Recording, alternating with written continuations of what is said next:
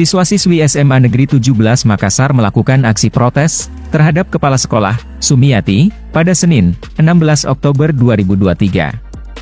Para siswa melakukan aksi protesnya saat upacara bendera hendak dibubarkan. Perwakilan siswa SMA N 17 Makassar, F menyampaikan, pihaknya meminta Sumiati dicopot sebagai Kapsek. Hal ini, kata dia, dilakukan atas dasar beberapa keluhan dan keresahan yang dirasakan. Pertama, Kapsek dinilai berperilaku semena-mena terhadap guru lainnya yang diperlihatkan langsung di depan para siswa-siswi.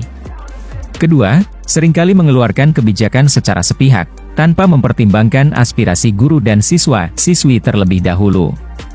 Ketiga, menyelewengkan pasal 26 ayat 1 pada UU ITE dengan memaksa penyitaan dan pengecekan handphone bagi para siswa-siswi bermasalah, yang tidak ada sama sekali hubungannya dengan permasalahan yang dilakukan. Keempat, mempersulit perizinan pelaksanaan program kerja OSIS, MPK maupun ekstrakurikuler lainnya secara berlebihan, bahkan menuntut kegiatan selalu berjalan sempurna, tanpa ada kontribusi yang mendukung dari pihak sekolah. Kelima, mempersempit ruang bagi siswa-siswi untuk mengembangkan bakat, hard skill ataupun soft skill. Keenam, mendiskriminasi perlakuan terhadap siswa-siswi dengan latar belakang yang dimiliki orang tua siswa-siswi tersebut. Ketujuh, membatasi penggunaan fasilitas sekolah yang seharusnya merupakan hak dari siswa-siswi.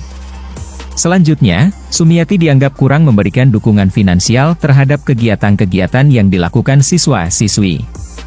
Diketahui, Sumiati dilantik oleh ex-gubernur Sulsel Andi Sudirman Sulaiman bersama 98 Kapsek lainnya pada 27 September 2022 lalu.